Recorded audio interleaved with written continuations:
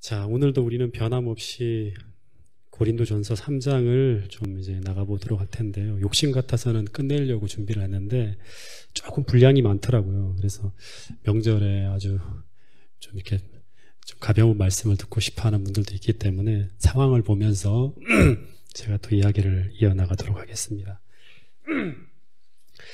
예, 지난 화요일 날 이제 이 바울은 고린도 교인들의 형편을 보면서 자신이 고린도 교인들을 대할 때 내가 신령한 자들을 대함같이 너희에게 말할 수 없다고 합니다. 근데 그 이유가 뭐라고 했죠? 그들이 육신에 속한 자이기 때문이라 그럽니다.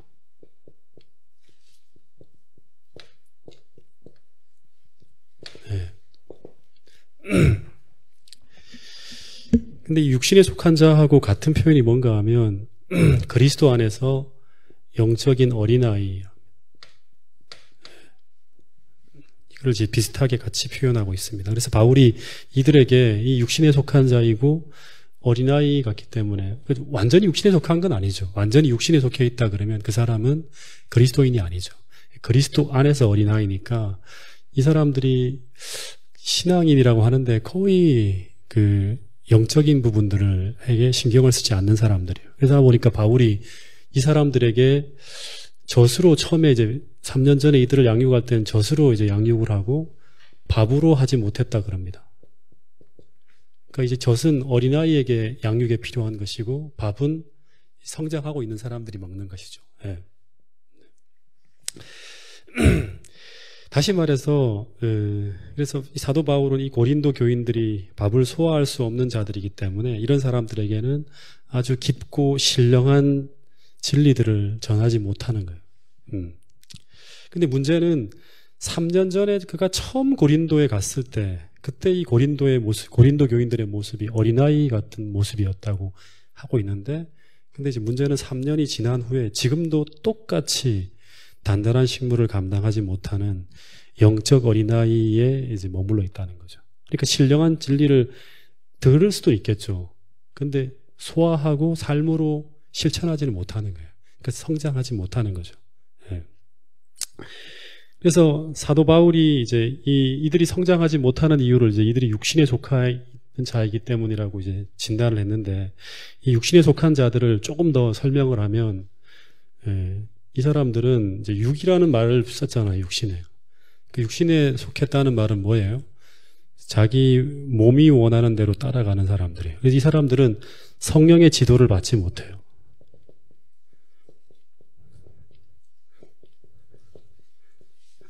이 결정적인 거예요. 그러니까 그리스도인은 사도 바울이 이야기하는 로마서 8장에도 보면 그리스도인은 하나님의 성령이 그 속에 있는 사람이에요. 그들은 성령이 있다는 말은 성령이 그들을 지도하고 있다는 겁니다. 그리고 이 성령의 지도가 부재하다는 말은 또 다른 표현으로 쓰면 이 사람들은 하나님의 지혜가 아니라 세상 지혜로 살아갑니다. 네. 그러니까 믿음으로 살지 않는 거죠. 그러니까 이제 성령의 지도가 부재하고 세상 지혜로 살아가고, 그 다음에 이제 그 하나님의 뜻에 대해서 항상 이제 역행하는 삶을 살아가다 보니까 이 사람들은 신앙이 성장하지 못하고 신앙의 성장에 실패하는 거예요. 예. 그러다 보니까 신앙의 수준이 어린아이로 남아 있는 거예요. 근데 이 육신에 속한 자에 반대되는 사람들은 어떤 사람들이죠?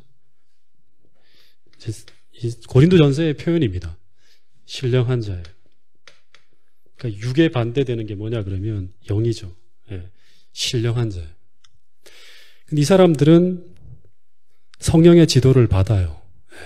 그리고 성령의 지혜로 살아가는 사람들이고, 성령의 지도를 받고 세상 지혜가 아니라 성령의 지혜로 살아가는 사람들은 어떤 결과가 나타나는가 하면 이들에게 계속 더 신령한 지혜와 더 신령한 진리가 제시되어지고, 그리고 이들은 그 진리를 계속 받아들이고 소화하면서 삶에 적용하여 계속 성장하는 거예요.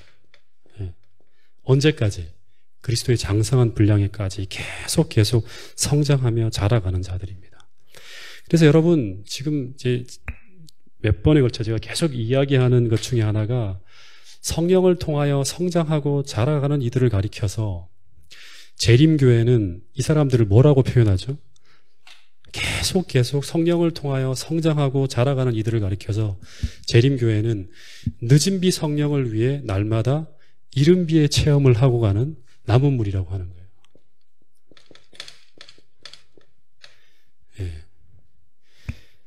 그러니까 이게 바로 재림 준비예요, 여러분. 잊어버리면 안 돼요. 제가 여러 책들을 많이 보고 솔직히 말하면 제가 이 종말론에 관심이 좀 많기 때문에 계시록을 여러분들에게 가르쳐드리고 또 다니엘서를 가르쳐드리고 또 예언의 신을 계속 본 결과 재림 준비의 핵심은요, 신앙의 성장이에요. 신앙의 성장. 그러니까 성령을 통하여 자라가고 성장하는 사람들이 바로 늦은 비 성령을 위해서 날마다 이른 비의 체험을 하는 그런 사람들이에요. 이게 재림 준비입니다. 그래서 데살로니가 전서 4장 3절에서 이 데살로니가 전서는 뭘 가리키는 거죠? 뭐에 대한 얘기죠? 재림 준비에 대한 얘기잖아요. 그것을 가리켜서 뭐라고 하는가 하면 데살로니가 전서 4장 3절에 보면 하나님의 뜻은 이것이니 무엇이다? 너희의 거룩함이다. 거룩함을 제가 설명을 어떻게 했습니까? 예, 성화라고 했죠. 예. 거룩하게 변화되어지는 것이 바로 하나님의 뜻이라고 하는 거예요. 이게 재림 준비하는 데살로니가 교인들에게 핵심적으로 가르친 이 이야기 중에 하나예요. 성화. 성화되어지는 건 뭐예요? 성장하고 자라가는 거예요. 이른비 성령을 계속 체험하면서 성령의 지도를 받으면서 성령의 지혜를 따라서 살아가고, 성령의 지혜를 따라 살아간다는 게 뭐예요? 믿음으로 산다는 거죠. 그래서 그럴 때마다 하나님은 더 밝은 빛, 더 신령한 진리를 계속 우리에게 부어주어서 우리로 하여금 더 신령한 사람, 성령의 충만한 사람으로 계속 변화시키는 거예요. 마지막 때는 우리가 하나님의 성령의 풀 서포트를 받는 그러한 어떤 그런 삶으로 가는 거예요.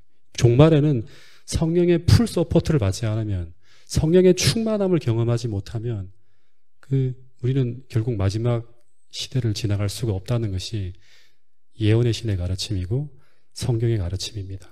그런데 이 바울이 그리스도인의 성장에 중요한 것으로 두 가지를 제시하고 있는데, 그 두 가지는 바로 뭔가 하면, 첫 번째는 계속 말하지만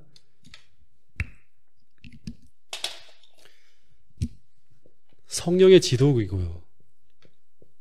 성령이고, 두 번째는 뭐죠? 바로 그 때에 따라 공급되어지는 진리예요. 예, 이 하나님 말씀이죠. 그러니까 그 사람이 성장할 때 필요한 그러한 진리들이 계속 공급되어지는 거예요. 이 진리와 성령의 지도, 성령, 이 두 가지를 통해서 하나님은 우리를 성장시킵니다. 두 가지 중에 하나라도 부재하거나 우리에게 제대로 공급이 되지 않으면 우리는 성장할 수가 없어요. 예. 근데 이 당시 고린도 교인들은 이 육신에 속한 자들로 계속 더 깊은 진리, 신령한 진리로 나가지 못하고 신앙의 초보적인 것에서 계속 머물러 있게 됩니다. 여기서 문제가 생기는 거예요. 우리는 성장하고 자라가지 않으면 우리는 신앙에 문제가 생겨요. 분명히. 육신적인 일들이 나타나요. 우리의 언어 생활이나 삶이나 행동이나 모든 곳에서.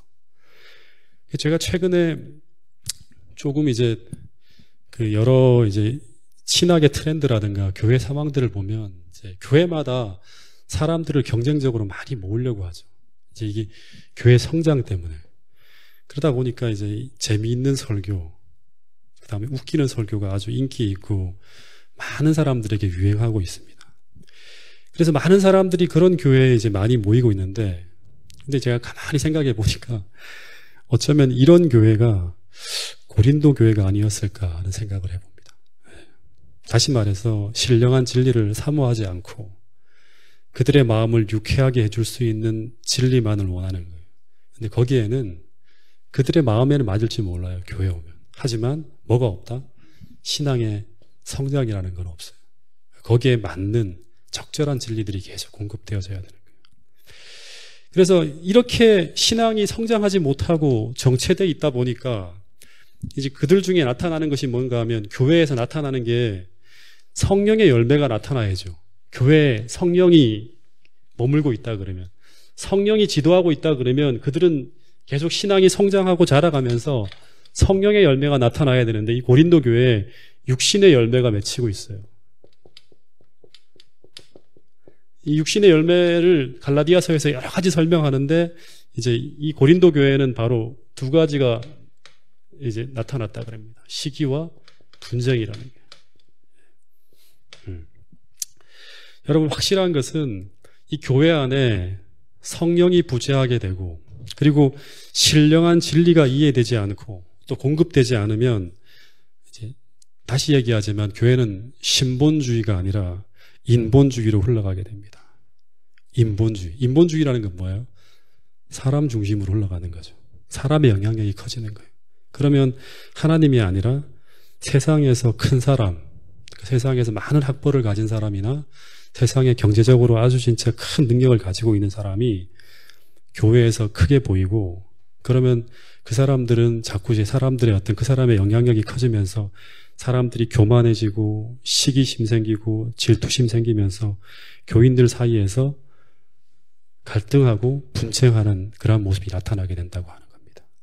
그래서 사람이 높아지고 인본주의적으로 모든 일이 돌아가는 그런 세계는 영적인 세계가 아니라 육적인 세계입니다. 그곳은 성령이 반하는 일들이 나타나게 되는 거예요. 그래서 당시 바울이 이 고린도 교회가 그런 이제 아주 진짜 어떻게 보면 신앙의 바닥을 이제 달리고 있는 상황이었죠. 이제 앞으로 보면 정말 기가 막힌 일들이 교회에서 다 나타납니다.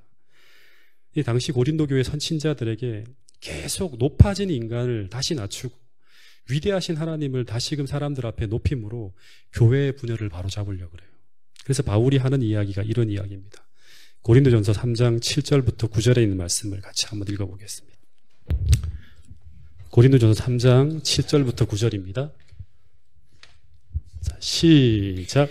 그런즉 심는 이나 물 주는 이는 아무것도 아니로되 오직 자라게 하시는 이는 하나님 뿐이니라. 심는 이와 물 주는 이는 한 가지이나 각각 자기가 일한 대로 자기의 상을 받으리라. 우리는 하나님의 동역자들이요 너희는 하나님의 밭이요 하나님의 집이니라. 예. 이 말씀을 보면 이제 사도 바울이 말하기를 무슨 말을 하고 있는가 하면 나는 교회에 씨앗을 심는 일을 했어 그러는 거예요. 솔직히 말하면 여러분들 당시 고린도 교회 상황으로 본다 그러면 사도 바울은 씨앗을 심는 일만 하는 게 아니라 엄청난 일을 많이 한 사람이에요. 그죠?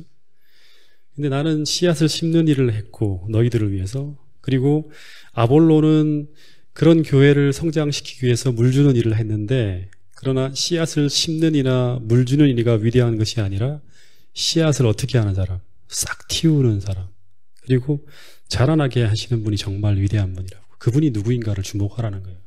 그러니까 사람들은 그 사람을 통해서 일어난 일만 보는 거예요. 그 사람을 통해서 막 큰 일들이 벌어졌는데 그것만 보는데 그 사도 바울은 얘기하기를 그 사람을 통해서 한 일을 보는 게 아니라 그 일을 하게 하신 하나님을 자꾸 주목하게 하는 거예요. 자꾸 우리의 대화 가운데 그런 대화를 나눠야 돼요. 사람을 높이는 말들이 아니라 그 일을 가능하게 하신 하나님을 자꾸 찬양해야 돼요. 예. 그게 바로 영적인 세계에서 영적인 언어들을 사용하는 사람들의 모습들이에요. 그러면서 9절에 자신은 그 하나님의 일에 참여하는 하나의 보다 작은 동역자라는 표현을 쓰고 있어요. 그러니까 이거는 오늘날로 말하면 이제 뭐 이게 그 종이라는 표현하고도 비슷한 표현이겠죠. 예. 예. 그 사도 바울은 당대 가장 위대한 일을 한 사역자입니다. 만약에 그 사도 바울이 오늘날 이제 이 사람을 소개한다 그러면 세계에서 가장 유명한 그런 어떤 그 사역자 중에 한 사람이겠죠. 그죠? 근데 사도 바울은 항상 소개하는 얘기들을 보면 자기가 세상에서 가장 작은 사람이라고 이렇게 소개를 해요. 그 이제 어떻게 보면 그 사도 바울이 굉장히 신령한 사람이고 오늘 제가 설명한 것들을 다 포함할 수 있는 거예요. 이 사람은 신령한 사람이고 그리고 이 사람은 성숙한 사람이고 그리고 이 사람은 성장한 사람이에요. 성장하고 있는 사람이죠. 그죠?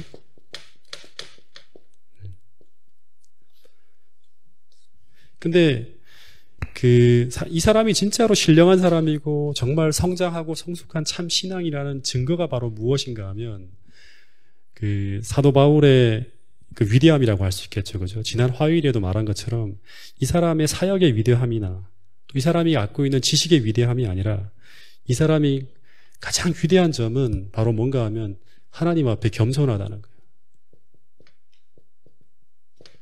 네. 그러니까 참된 겸손함이에요. 참 겸손한 척 하는 게 아니라 진짜 겸손한 사람이에요. 그래서 제가 사도 바울의 표현들을 우리가 알고 있죠. 이 사람이 처음에는 바울이라는 말이, 사울은 원래는 이스라엘의 위대한 왕이었는데 바울이라고 이름을 바꾼 게 뭐예요? 작은 자라는 뜻이잖아요. 그죠? 근데 사도 바울이 성경책 속에 보면 자기 자신을 소개할 때 그냥 작은 자가 아니라 성도 중에 가장 작은 자라고 이야기하고 있고, 이게 진실로 교인들에게 공감이 되는 거예요. 그 다음에 또 어떤 말을 하는가 하면 자기가 죄인 중에 가장 나쁜 괴수라고, 이런 어떤 이제 죄인 중에 가장 큰 우두머리라고 표현할 정도로 자기 자신을 계속 겸손하게 낮춥니다. 근데 여러분, 신앙이 성장하고 자라나는데 가장 필요되는 것은 무엇인가 하면 바울처럼 진실로 자신의 세상적 위대함을 내려놓고 진실로 하나님 앞에 겸손한 자로 설 수 있는가. 이것이 어떻게 보면 신앙이 성장할 수 있는 가장 중요한 비결 중에 하나예요. 어쩌면 여기에 성장의 답이 있어요. 왜냐 그러면 낮추지 않으면 성령의 지도를 따를 수가 없어요. 성령은 항상 우리가 가지고 있는 지혜와 생각과 세상적인 방법과 반하는 방법으로 우리를 지도하려고 합니다. 그럴 때마다 내가 가지고 있는 지식을 의지하고 내 계획을 가지고 우리가 항상 버틴다고 하면 우리는 성령의 지도를 따를 수가 없는 거예요. 성령의 도우심도 받을 수가 없고, 그러면 결국에는 신앙이 성장하는 부분에서는 거리가 먼 그런 길을 걸어갈 수 있다는 거예요. 그래서 과연 나는 사도 바울처럼 엄청나게 많은 걸 배웠지만 나의 지혜와 경험과 지식을 누려하는 그러한 마음을 내려놓고 하나님의 지혜를 따라 살아갈 수 있는가? 여기에 가장 중요한 게 바로 우리가 하나님 앞에 정말 겸손하게 살 수 있는가 하는 부분이에요. 하나님이 정말 나보다 억만배 지혜로운 분이라는 걸 인정할 수 있는가? 네. 그래서 사도 바울은 이 고린도 교인들에게 진짜 참 목자로서 나를 높이지 말라고, 그죠? 그리고 아볼로를 높이지 말고, 그 다음에 당시에 그리스의 위대한 철학자들이라든가 그런 뛰어난 사람들, 또 고린도 교회가 아주 상업도시다 보니까 그런 부자들, 그런 사람들 때문에 교회가 이렇게 성장한 게 아니라고 계속 이야기를 하고 있죠. 네. 그러면서 이제 사도 바울이 하는 또 하나의 이야기가 뭔가 하면, 이제 이거는 어떻게 보면 교회 지도자들이라든가 우리가 잘 들어야 될 말인데요. 이 교회는, 고린도 교회는, 너희는 뭐라고 하는가 하면 하나님의 밭이다.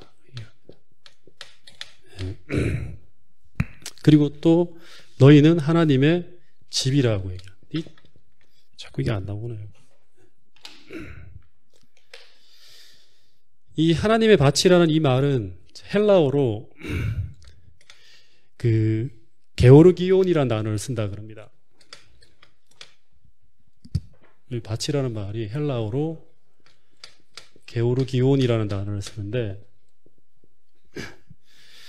근데 이 밭이 그냥 밭이 아니라요. 이 게오르기온이라는 밭은 갈아놓은 밭이에요. 그 다음에 경작한 밭이라 그럽니다. 어떻게 보면 누군가가 손을 대고 있는 밭이에요. 이 밭은. 다시 말해서 하나님이 고린도 교회라는 밭을 잘 갈고 하나님께서 원하시는 계획과 방법으로 경작하시고 있는 밭이 바로 뭐다? 이 고린도 교회라고 하는 거예요. 그리고 하나님은 그 밭을 경작하는 일에 동력자로 아볼로, 바울, 게바를 참여시키고 있는 거예요. 그러니까 바울이나 아볼로나 게바는 이 교회의 주인이 아니에요. 그러니까 저나 장로님들이나 모든 사람들이 이 교회에 대해서 주인의식을 가지고 우리가 열심히 교회를 동력하고 있지만, 그러나 참된 주인은 아니라는 거예요.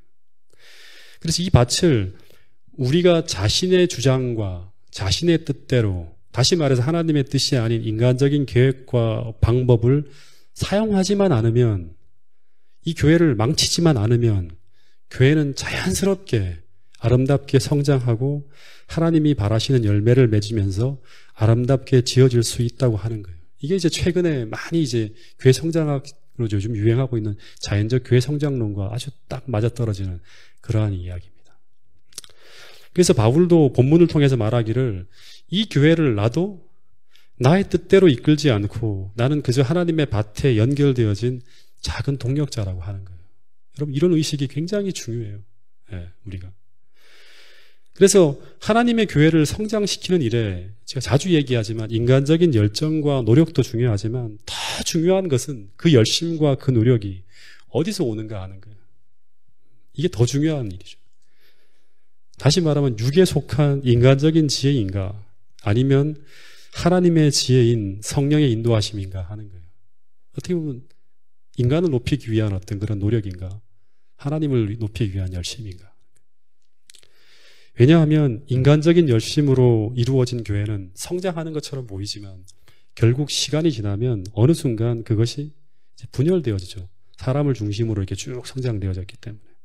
그래서 분열되어지고 갈등하면서 그 성장이 하나님이 함께 하시는 성장이 아니었음을 증명하는 일들이 나타나게 된다고 하는 것입니다.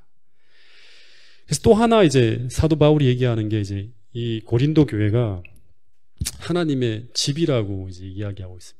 이 집이라는 표현도 일반적으로 쓰는 표현을 쓰지 않아요. 이게 이제 오이코도메라는 단어를 쓰는데 헬라어로. 근데 이 원래 헬라어의 집이라는 단어는 많이 알 거예요. 오이코스라는 단어를 써요. 네. 그래서 이 오이코스라는 집이라는 단어와 건축하다라는 단어의 이 데모가 합성이 되어진 단어가 오이코도메라는 단어. 건축하다, 지어지다. 다시 말해서 교회는 하나님이 주도하시는 계획과 목적 속에 지어져가는 하나님의 집이라고 하는 거예요. 네. 그러니까 지어져가는 진행 중인 이 집이 바로 하나님의 집이 바로 고린도 교회라는 거예요. 그러면서 하는 말이, 바울은 이 하나님의 집에 동력하는 모든 사람들은, 지도자들은 이 하나님의 집을 지을 때 굉장히 주의할 필요가 있다고 이야기합니다. 그러면서 하는 첫 번째 이야기가 이거예요. 10절부터 11절 말씀을 같이 보겠습니다. 고린도전서 3장 10절부터 11절이에요. 11절 시작. 내게 주신 하나님의 은혜를 따라 내가 지혜로운 건축자와 같이 터를 닦아두매 다른 이가 그 위에 세우나 그러나 각각 어떻게 그 위에 세울까를 조심할지니라. 이 닦아둔 것 외에는 능히 다른 터를 닦아둘 자가 없으니 이 터는 곧 예수 그리스도라. 예, 내게 주신 하나님의 은혜를 따라 내가 지혜로운 건축자같이 터를 닦아두매 다른 이가 그 위에 세우나 그러나 각각 어떻게 그 위에 세울까를 조심할지니 이 닦아둔 것 외에 능히 다른 터를 닦아둘 자가 없으니 이 터가 곧 예수 그리스도라는 것을 주의하라고 하는 거예요. 다시 말해서 이 말은 교회를 성장시키고 영혼들을 돌보고 뭐 부흥시켜 나갈 때 모든 사람들은 이 건물이 지금 어떤 토대 위에 놓여져 있는지를 주목하라고 하는 거예요. 네. 뭐 계속 반복하는 말이지만 바울의 위대함이나 그렇게 신앙적인 사람이라도 바울의 위대함이 교회를 세우는 게 아니죠. 그죠? 그리고 바울 중심으로 가면 안 되는 거예요. 아볼로의 헬라적인 뭐 철학적인 능력이나 게바의 프로필이나 당시 크리스 철학에 기반한 위대한 고린도 교회의 지도자들의 지혜나 또 고린도가 상업도시이기 때문에 어떤 부나 이런 것이 아니라 바울이 세운 그 고린도 교회의 기초가 무엇이라고 하는가 하면 무엇이라고 하죠? 네. 예수 그리스도라고 하는 거예요. 그러니까 이거를 좀 쉽게 풀면 우리가 생각하지 않으면 그냥 넘어가요. 이런 중요한 단어들이. 이 교회의 터가 바로 그리스도라고 얘기하는 이유는 어떤 말인가 하면 다시 말해서 교인들이 성장하고 변화되고 또다시 그 교회를 채우는 모든 신자들의 마음에 바울이나 아볼로를 통해서가 아니라 그리스도를 통하여 회심하고 있고 그리스도를 따라 변화되어져 가고 있고 그리고 이 그리스도를 향하여 자라나서 다 같은 기초 위에서 서로 연결되어져 공동의 목표를 이뤄가는 건축물이 되어져야 한다는 거예요. 여기서 바로 초대 예루살렘 교회의 강력한 연합이 이루어지는 거예요. 이렇게만 될 수 있다 그러면 교회는 엄청나게 위대한 일을 할 수 있다고 하는 거예요. 완전히 일치할 수 있어요. 네. 다시 말해서 어떤 인간적인 철학이나 어떤 방법이나 어떤 수단에 연결되어져서 교회를 채우며 나오는 것이 아니라 그 예수 그리스도라는 진리를 통해서 신자들이 성장하고 변화하고 회심하는 일이 벌어져야 한다는 거예요. 그러니까 어떤 사람의 아주 지혜로운 말이나 어떤 세상적인 방법이나 이런 것들이 아니라 하나님의 성령이 함께 하셨다는 그런 증거들을 우리 모두가 볼 수 있는 그러한 어떤 결과들을 우리가 봐야 된다고 하는 거예요. 그래서 요한복음 14장 6절에서 교회의 길과 진리와 생명은 바로 무엇이다? 이 그리스도라고 했고, 사도행전 4장 12절에서 베드로는 처음 교회가 세워질 때 다른 이로서는 구원을 받을 수 없나니 천하 인간에 구원을 얻을 만한 다른 이름을 주신 일이 없느니라고 말해요. 다시 말하면 오직 예수 그리스도만이 교회의 기초요 중심이라는 사실을 잊어서는 안 된다는 그런 표현들이죠. 에베소 2장 20절부터 22절 말씀을 하나 더 보겠습니다.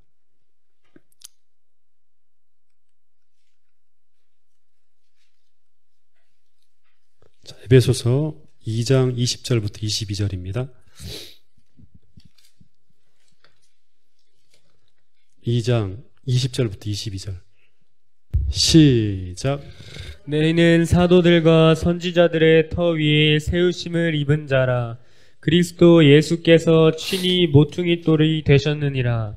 그의 안에서 건물마다 서로 연결하여 주 안에서 성전이 되어가고, 너희도 성령 안에서 하나님이 거하실 처소가 되기 위하여 그리스도 예수 안에서 함께 지어져 가느니라. 예, 너희는 사도들과 선지자들의 터 위에 세우심을 입은 자라. 그리스도 예수께서 친히 모퉁이 돌이 되셨는데 그 안에서 건물마다 서로 연결하는 거예요. 그 안에서 다 연결되는 거예요. 그 안에서 연결하여 주 안에서 성전이 되어가고, 너희도 성령 안에서 하나님의 거하실 처소가 되기 위하여 예수 그리스도 안에서 함께 지어져 가느니라. 예수 그리스도 중심의 참 진리와 이 복음의 재료를 통해서 성도들이 하나하나 교회로 지어져 가는 거예요. 그래서 그렇게 짓지 않으면 언젠가는 교회를 흔드는 일이 벌어질 때 참 재료가 아닌 모든 건축물들은요 다 불타서 없어지고 사라질 것이라고 그 사도 바울은 이야기합니다. 그래서 제가 이렇게 이단들을 보면, 우리도 많이 이단이라는 소리를 많이 듣지만 이단들을 보면 그들이 가르치는 진리도 문제가 있지만요, 그들이 이상한 집단으로 변해가는 과정을 보면 결국 어떤 인간이 이제 거의 예수님의 위치로 높아지면서 그 한 사람을 중심으로 쫙 연합되어져 가는 모습을 봅니다. 그 사람을 중심으로 해서. 그러면서 이상한 집단으로 변질되어져 가는 거예요.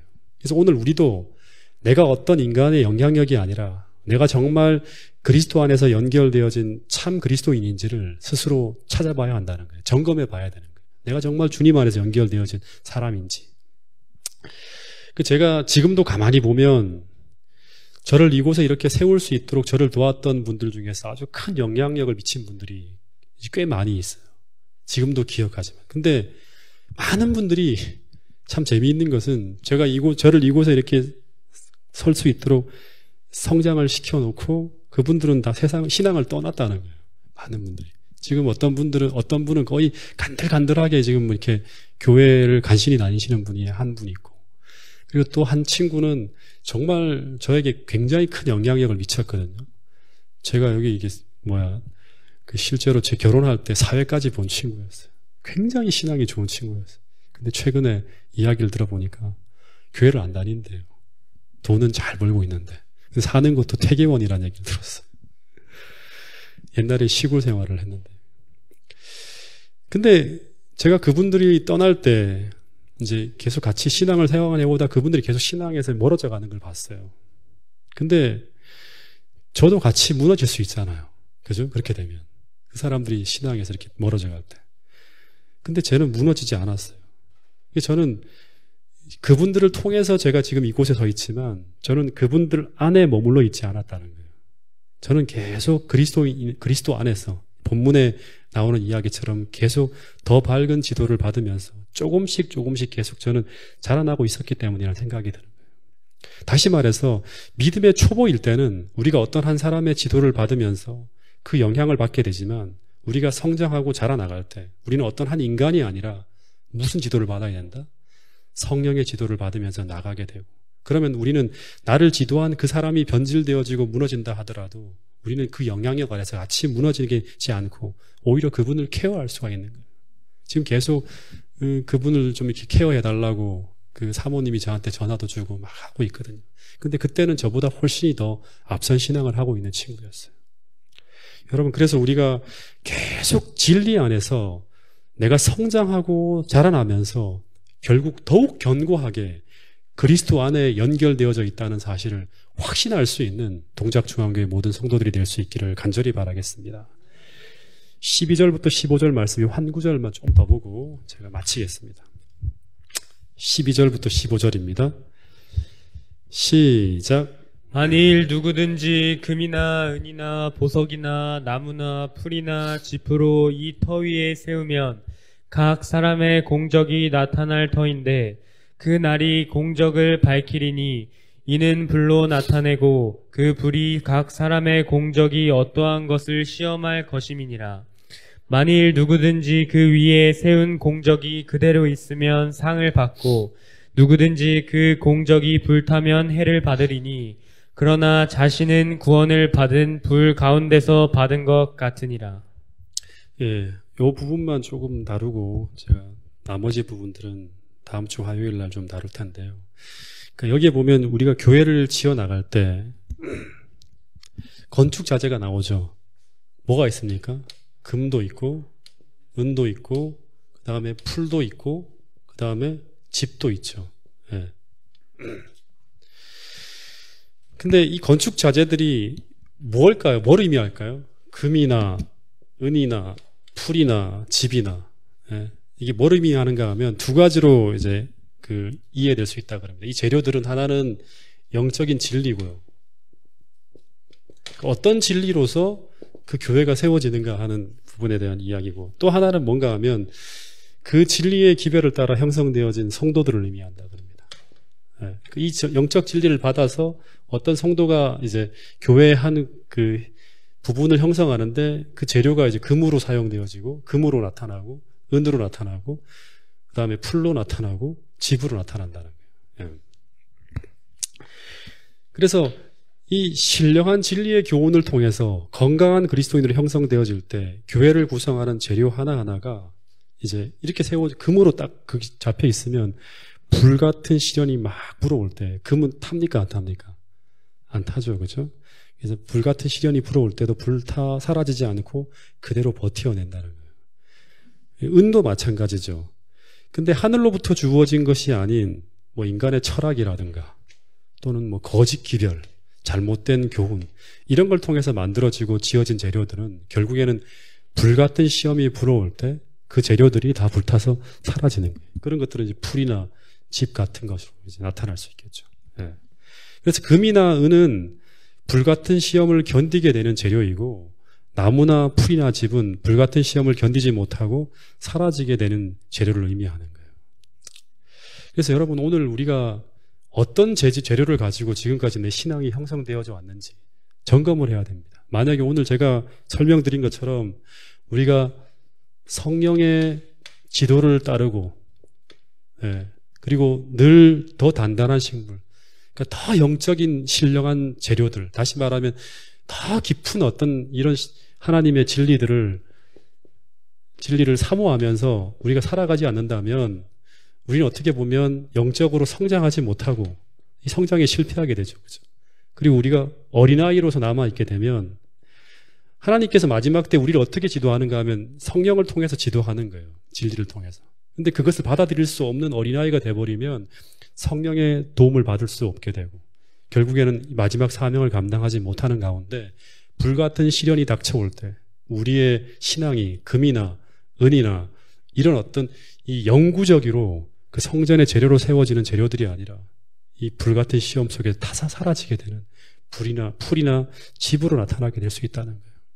여러분, 오늘 우리가 더 건강한 교회를 우리가 만들기 위해서 날마다 영적으로 성장하고 더 이른비 성령의 체험을 통해서 진짜 말 그대로 이름만이 재림을 준비하는 교회가 아니라 정말 이 늦은 비 성령을 준비하는 참된 교회 신자들로서 우리가 자라나고 준비되어져서 우리가 육적인 그런 모습이 아니라 영적으로 완전히 연합하는 가운데 이번 전도회도 준비하고 나가서 재림을 준비하는 저와 여러분들이 될 수 있기를 간절히 바라면서 오늘 말씀을 줄이도록 하겠습니다.